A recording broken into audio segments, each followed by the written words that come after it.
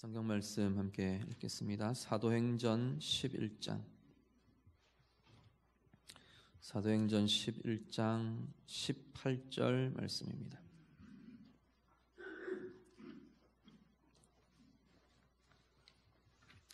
신약성경 207쪽입니다. 사도행전 11장 18절 말씀.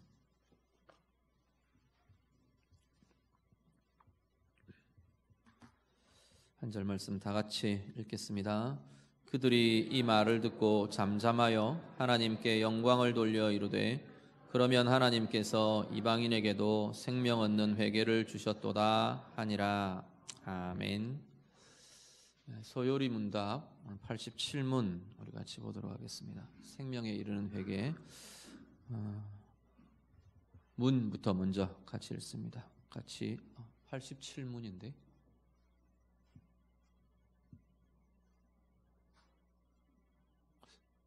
저게 뭘까요? 완전히 다른 건데 제가 잘못 보내드렸을까요?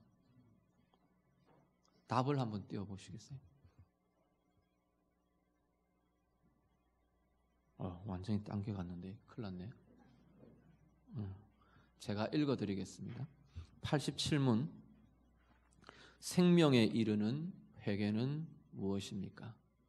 생명에 이르는 회개에 대한 겁니다. 답 제가 읽겠습니다. 생명에 이르는 회개는 구원의 은혜인데 이로 말미암아 죄인이 자기 죄를 참으로 알고 그리스도 안에 있는 하나님의 자비를 깨달음으로 자기 죄에 대해 탄식하고 미워함으로 새로운 순종이라는 완전한 목적을 갖고 이를 향해 노력함으로 죄로부터 돌아서서 하나님께로 향하는 것입니다. 여기 지금 87문의 문과 답입니다. 질문은 생명에 이르는 회개에 대한 이야기입니다. 앞에 어떤 이야기가 있었느냐 하면 우리가 하나님 앞에 구원받는 것, 구원의 은혜에 대한 이야기를 쭉 해왔습니다. 그래서 믿음으로 구원에 이르는 과정에 대한 이야기를 하는데 그 중에 중요하게 다루어지는 것 중에 하나가 이 생명에 이르는 회개라는 모습입니다. 우리가 회개 많이 이야기를 합니다. 특히나 생명에 이르는 회개는 사실 생명에 이르는 회개는 우리 일생에 단 한 번 사실 있는 겁니다. 생명에 이르는 회개를 하고 또 하고 여러 번 하고 그렇게 되지 않아요. 우리가 인지를 못하거나 우리가 잘 그 느낌이나 이런 것들을 잘 못 느껴서 그런 거 있어요. 우리 결단하고 초청하고 콜링하면 이렇게 지금부터 내가 하나님의 자녀로 예수 믿기를 원하시는 분 일어나십시오 이러면 할 때마다 우리가 일어나는 경우들이 있어요. 또 미심쩍어서 또 일어나고 또 내가 그래도 내가 하나님 자녀 아닌가 또 싶어서 또 하라 그러면 또 하고 그런 것들이 많이 있기는 있어요. 그런데 실제로 우리의 존재 안에 진짜 하나님 앞에 구원 얻는 생명에 이르는 회개는 단 한 번 있는 겁니다. 문제는 뭐냐면 이것 때문에 사실 그렇잖아요. 하나님 앞에 생명에 이르는 온전한 생명에 이르는 회개가 있으면 하나님께로 돌이켜지고 그 다음 무슨 일이 일어나냐면 성령이 우리 안에 들어오시거든요. 성령이 우리 안에 오셔서 내가 하나님의 자녀가 되는 겁니다. 그런데 하나님의 자녀가 된 사람이 또 생명에 이르는 회개가 필요하고 또 구원이 필요하고 또 영접이 필요하고 이런 건 아니라는 거예요. 내가 잘 몰라서 여러 번 할지는 몰라도 내 존재에 이루어지는 생명에 이르는 회개와 구원은 일생에 단 한 번 있는 겁니다. 왜 단 한 번 있느냐면 그 한 번이 이루어지고 나면 변개되지 않기 때문에 그래요. 들어오신 성령님이 떠나시지 않고 내게 이루어진 구원이 없어지지 않고 바뀌어지지 않고 깨어지지 않기 때문에 그래서 생명에 이르는 회개는 단 한 번이라고 말하는 겁니다. 문제는 이 생명에 이르는 회개, 이걸 단회적인 이 회개에 대한 이야기를 하면서 우리 보통 이제 구원파 이단이라고 많이 이야기하죠. 그쪽에서는 뭘 이야기하냐면 회개 자체에 대해서 이렇게 이야기해요. 하나님 앞에 구원받은 사람이 회개할 수 없다. 회개는 단 한 번 하는 거다. 회개를 또 하고 또 하고 하는 건 하나님이 우리 가운데 이루신 구원을 모욕되게 하는 거다라고 주장을 합니다. 그런데 그거는 생명에 이르는 회개에 대한 이야기예요. 생명에 이르는 회개를 하고 하나님 앞에 구원 얻고 하나님의 자녀가 된 우리들도 계속 우리는 이 일생을 살아가면서 죄의 문제에 노출됩니다. 범죄하고요. 또 실패하기도 하고요. 넘어지기도 하고요. 미혹되기도 하고요. 그러면 그 죄에 대해서 어떻게 할 거냐는 거예요. 물론 그 죄를 회개해야 구원 얻는다. 그런 논리는 아니에요. 왜 하나님은 우리에게 회개를 요구하시느냐 하면 그 죄를 끊어내야 하는 것이 회개의 기도의 힘입니다. 하나님, 내가 이런 부분들을 가졌습니다. 또 실패했습니다. 하나님, 내가 끊겠습니다. 말씀 앞에, 은혜 앞에 다시금 결단하며 끊어내는 거예요. 왜 그게 없으면 어떻게 되느냐면 계속 하나님과 우리 사이에 죄가 쌓여요. 그래서 예수님이 제자들의 발을 씻기시면서 너희는 목욕한 자라, 또다시 목욕할 필요는 없지만 발은 씻어야 한다라고 하시는 게 이것에 대한 이야기예요. 우리 가운데 끼어드는 죄들을 걷어내야 돼요. 그 이야기가, 우리 회개에 대한 이야기들은 그런 고민들을 가지고 하나님 앞에서 우리의 죄가 쌓이지 않도록 털어내고 닦아내고 또 새롭게 하고 결단하고 돌이키고, 이게 우리의 매일매일의 회개의 기도라고 보시면 될 겁니다. 오늘 여기 87문에서 이야기하려고 하는 것은 생명에 이르는 회개에 대한 이야기입니다.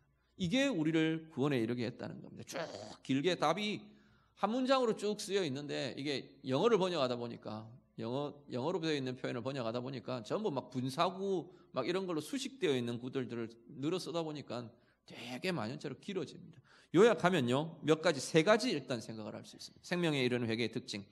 한 가지는, 생명에 이르는 회개는 구원의 은혜입니다. 생명에 이르는 회개 자체가 구원의 은혜예요. 오늘 읽으신, 우리 아까 같이 본문 읽으신 사도행전 11장 18절, 우리 한 번 더 좀 띄워주실래요? 한 번 더 같이 보시죠. 사도행전 11장 18절 같이 읽습니다. 그들이 이 말을 듣고 잠잠하여 하나님께 영광을 돌려 이르되 하나님이 이방인에게도 생명 얻는 회개를 주셨도다. 아멘. 자, 생명 얻는 회개의 주체가 누굽니까? 생명 얻는 회개가 어떻게 해서 우리에게 주어져요? 누가 주셨어요? 하나님이 주셨도다. 이렇게 말합니다. 우리는 회개 그러면 내 의지로, 내 의사로, 내 안에서 발동되어서 내가 하는 것으로 생각하는데, 본문은 분명히 뭐라고 말하느냐면 사도행전 11장 18절은 생명에 이르는 회개를 하나님이 우리에게, 이방인에게 주셨다. 이방인에게도 하나님이 주셨다. 지금 이렇게 이 생명 얻는 회개를 일으키는 분이 누구냐면 하나님이시라고 고백하는 거예요. 예, 오늘 우리도 마찬가지입니다. 우리는 내가 가만 생각하니까 내 죄된 인생이 너무 이거는 안 되겠고 불의하고, 그래서 내가 예수를 믿어야겠다. 그래서 예수 믿었다고 생각이 되는 경우가 많은데 아니라고 말하는 거예요. 성경은 단호하게 아니라고 말합니다. 우리가 믿음에 이르고 구원에 이르는, 이 생명에 이르는 회개를 통해 하나님의 구원에 이르고 은혜의 백성 되는 그 역사는 성령께서 우리를 일으키신 것이라 말씀하는 겁니다. 그래서 구원의 은혜라 라고 말하는 겁니다. 그래서 믿음이든 회개이든 우리의 공로를 우리가 주장하고 말할 수가 없는 겁니다. 성령께서 우리 가운데 일으키시는 겁니다. 성령께서 우리에게 주시는 겁니다. 성령께서 우리를 생명에 이르는 회개로 나아오도록 이끄신 것이 바로 생명에 이르는 회개요, 우리의 구원의 은혜라 말씀하는 겁니다. 우리가 날마다 하나님 앞에 설 때마다 이 구원의 은혜를 돌아보며 고백할 때마다 그야말로 나의 성품, 나의 인격, 나의 의불이, 선악, 나의 의지, 이런 것들을 뛰어넘어 우리를 정말로 생명에 이르는 회개로 하나님 자녀되는 은혜의 자로 이끌어주신 그 하나님께 정말 감사가 있고 감격이 있고 찬양이 있는 우리 은혜의 삶이 다 되시기를 간절히 바랍니다. 생명에 이르는 회개는 하나님이 우리에게 주시는 구원의 은혜라 고백합니다. 두 번째는요, 생명에 이르는 회개는 죄를 알고 탄식하고 미워하는 것입니다. 죄를 깨닫는 게 생명에 이르는 회개의 중요한 특징 중에 하나예요. 사도행전 2장 37절과 38절 말씀 같이 읽겠습니다. 그들이 이 말을 듣고 마음에 찔려 베드로와 다른 사도들에게 물어 이르되 형제들아 우리가 어찌할꼬 하거늘 베드로가 이르되 너희가 회개하여 각각 예수 그리스도의 이름으로 세례를 받고 죄 사함을 받으라. 그리하면 성령의 선물을 받으리니. 아멘. 사도행전 2장 어떤 내용이냐면 이제 오순절 성령께서 임하셨어요. 성령 강림 역사가 일어났어요. 그 제자들과 사도들과 함께 모인 이 하나님의 자녀들, 먼저 앞선 그리스도의 사람들이 성령을 받았어요. 성령으로 충만케 되었어요. 그리고 이제 막 증거를 하는 겁니다. 그 중에 베드로가 서서 설교를 합니다. 유대인의 행함들부터 해서 죽으심을 이기고 살아나신 예수 그리스도 쭉 이야기를 합니다. 그 설교를 들었던 사람들이 오늘 2장 37절에 보면 이렇게 반응하는 겁니다. 그들이 이 말을 듣고 어떻게 해요? 마음에 찔려 베드로와 다른 사도들에게 묻습니다. 형제들아, 우리가 어찌하면 좋겠냐? 너희가 예수를 못 박았다. 너희가 메시아를 못 박았다. 그러고 막 선포를 하거든요. 그러니까 막 거기에 이제 찔림이 일어나는 거예요. 그러면서 우리가 어떻게 해야 되겠느냐 하고 찔려하며 애통해하며 묻습니다. 물어옵니다. 거기에 대해서 이제 예수를 믿고 세례를 받고 죄 사함을 받으라.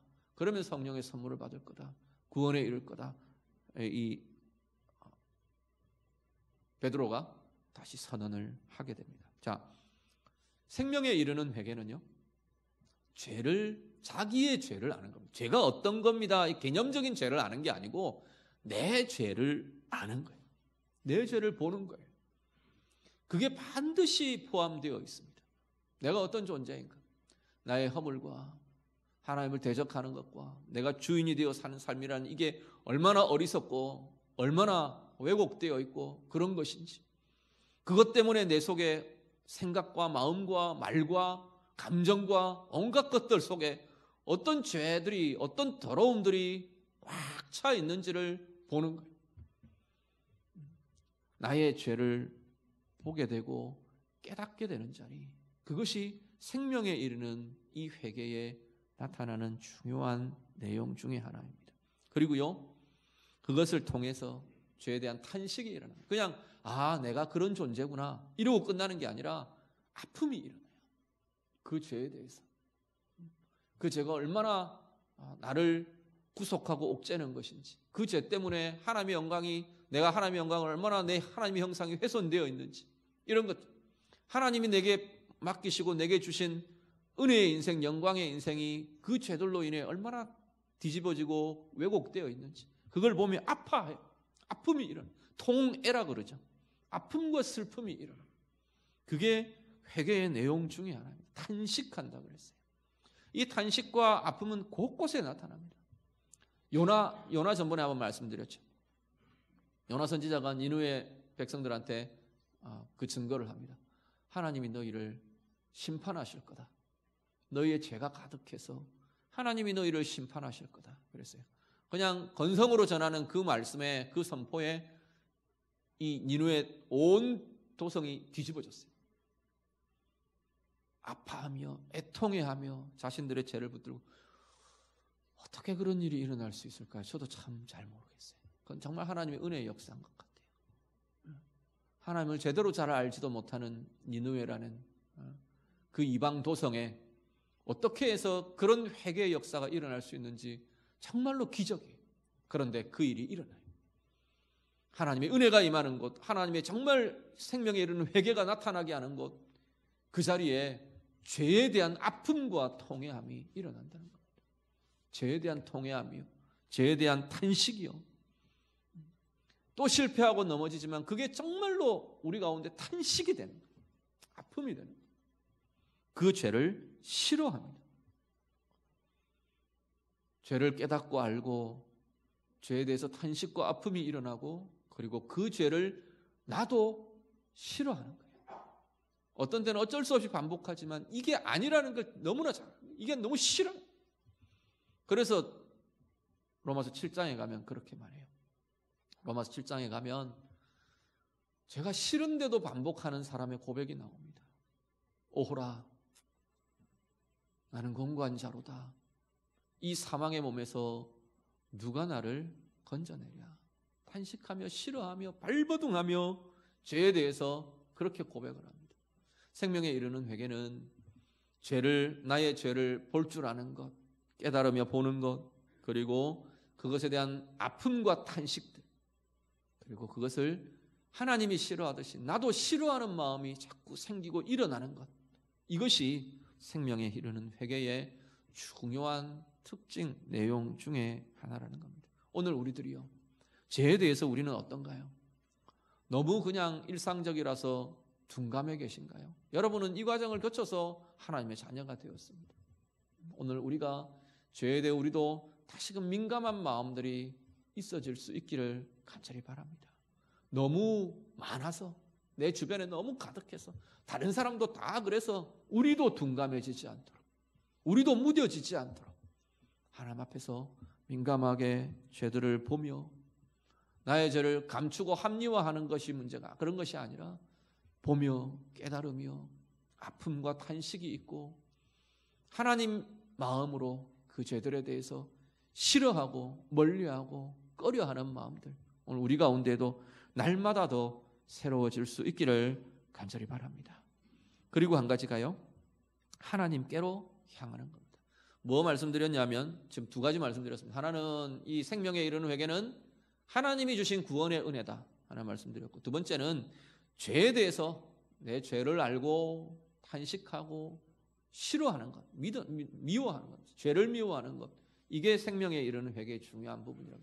그리고 세 번째, 죄에 대해서 꺼려하고 싫어하는 것만 아니라 아예 삶의 방향이 달라지는 것. 우리 유턴한다고 말하죠. 원래 내 방향이, 하나님을 떠난 인생들의 방향은 어디냐면 하나님을 등지고 가는 방향이에요.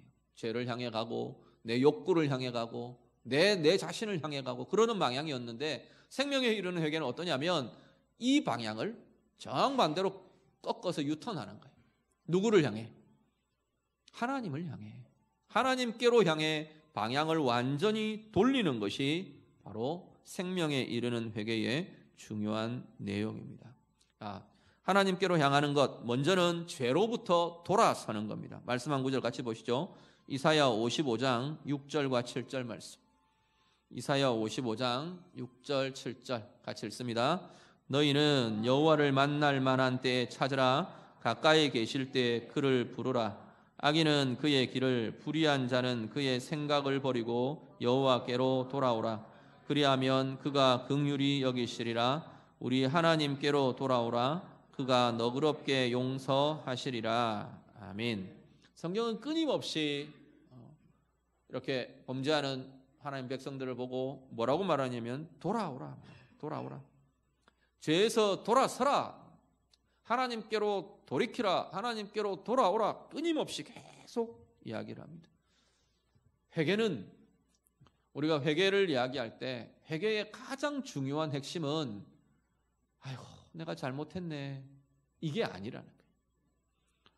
아이고 내가 잘못했네, 하나님 용서해 주십시오, 벌받지 않게 해 주십시오, 그게 핵심이 아니라 회개의 가장 중요한 핵심은 돌아서는 것입니다. 돌이키는 것입니다. 죄의 자리에서 죄를 향해 가고 하나님을 떠나 향해 가던 그 삶을 돌이켜서 하나님의 의를 향해, 하나님의 방향을 향해 돌이키는 것, 죄로부터 돌아서는 것, 이게 회개의 중요한 핵심이라는 사실을 기억하시길 바랍니다. 회개는 단지 후회하는 것이 아닙니다. 후회할 때 회자 아니에요. 회개라는 것, 회개할 때 쓰는 산자는 돌이킬 회자예요. 개자는 고칠 개자예요. 돌이켜서 고치는 게 회개예요. 후회하는 게 회개가 아니고 돌이켜서 바꾸는 것이 회개라고 성경은 말씀합니다. 오늘 우리 안에요, 날마다 우리의 삶의 자리마다 죄로부터, 하나님으로부터 멀어지는 방향으로부터 돌아서는, 하나님을 향해 돌아서는 은혜가 우리 가운데 날마다 더하여질 수 있기를 간절히 바랍니다. 그 하나님으로부터, 죄로부터 돌아서서 어떻게 해요? 하나님께로 향하는데, 오늘 이 답의 설명 중에 하나는 뭐냐면 새로운 순종이라는 완전한 목표를 향한다, 그렇게 말합니다. 하나님께로 향한다는 게 죄라는 방향에서 돌아서서 목표가 새로 설정되는 거예요. 새로운 순종, 하나님의 말씀에 대한 순종, 하나님의 뜻에 대한 순종이라는 새로운 목표가, 완전한 목표가 우리 가운데 붙들려지는 것. 그 방향을 향해 내 삶을 나아가는 것, 내 삶을 결정하는 것, 이게 회개라고 말하는 겁니다. 고린도후서 우리 한 구절만 더 보시죠. 고린도후서 7장 11절 말씀 같이 읽습니다. 보라, 하나님의 뜻대로 하게 된 이 근심이 너희로 얼마나 간절하게 하며 얼마나 변증하게 하며 얼마나 분하게 하며 얼마나 두렵게 하며 얼마나 사모하게 하며 얼마나 열심 있게 하며 얼마나 벌하게 하였는가. 너희가 그 일에 대하여 일체 너희 자신의 깨끗함을 나타내었느니라. 아멘.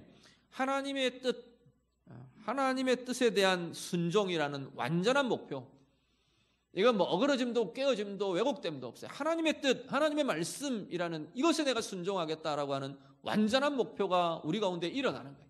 거듭난 자들에게, 생명에 이른 회개를 가진 자들에게, 구원 얻은 하나님의 자녀들에게는 그 목표가 일어나는 거예요. 그 목표를 향하여 애쓰며 순종하며 노력하는 겁니다. 고린도후서에 보면 고린도 사도가 뭐라고 말하냐면 이것에 대해서 얼마나 간절한지, 너희가 얼마나 간절했냐, 너희 이랬다, 그렇게 말합니다. 얼마나 변증했으며 얼마나 분하게 여겼으며 그 죄나 왜곡이나 잘못된 불의에 대해서 얼마나 분함이 일어나더래. 얼마나 두렵게 하며 얼마나 사모하게 하며 얼마나 열심 있게 하며 얼마나 벌하게 하였는가. 얼마나 계속 너희들 이랬지 않냐, 이런 열심이 너희에게 있었지 않느냐, 이런 애타함이, 하나님의 뜻에 대한 순종에 대한 애타함이 너희에게 있었지 않느냐. 그것이 너희를 깨끗하게 했고 깨끗함을 나타나게 했고 은혜를 나타나게 했다라고 말하는 겁니다. 오늘 우리의 삶이요, 평생의 그리스도인으로 산다는 건 우리는 이 방향을 향해 열심으로 나아가는 겁니다. 작년에 제가 참 제 인생에 굉장히 이렇게 많은 영향을 받았던 두 분의 작가가 세상을 떠나셨어요. 한 분은 무협소설 작가고, 우리 저기 대만에 굉장히 역사소설 쓰시는 중요한 작가고, 제가 중상고상 때 완전히 심취해 있었던 작가 한 분이 돌아가셨고, 김용이라는 소설가가 돌아가셨고, 한 분이 누구냐면 유진 피터슨이라는 분이에요. 그분이 돌아가셨는데 제가 그 글들을 참 제가 많이, 물론 뭐 비판하시는 분들도 있어요. 그렇긴 한데 저는 참 많이 은혜를 받고 참 많이 제 목회나 제 인생이나 제 여러 사역들에 굉장히 많이 도움을 받은 그러한 글들을 참 많이 쓰신 분인데, 그분이 전번에 한번 제가 말씀드렸을 겁니다. 시편 120편 이후에 성전에 올라가는 노래에 대한 부분들을 쭉 이렇게 주예식으로 강해를 쭉 써가시면서 그 책 이름을, 그것들을 묶어서 책 이름을 뭐라 그랬느냐면, 우리 번역은 제자도 이렇게 번역이 됐어요. 그런데 원래의 원제 제목이 뭐냐면 한 방향으로의 오랜 순종, 이렇게 붙였어요, 제목을.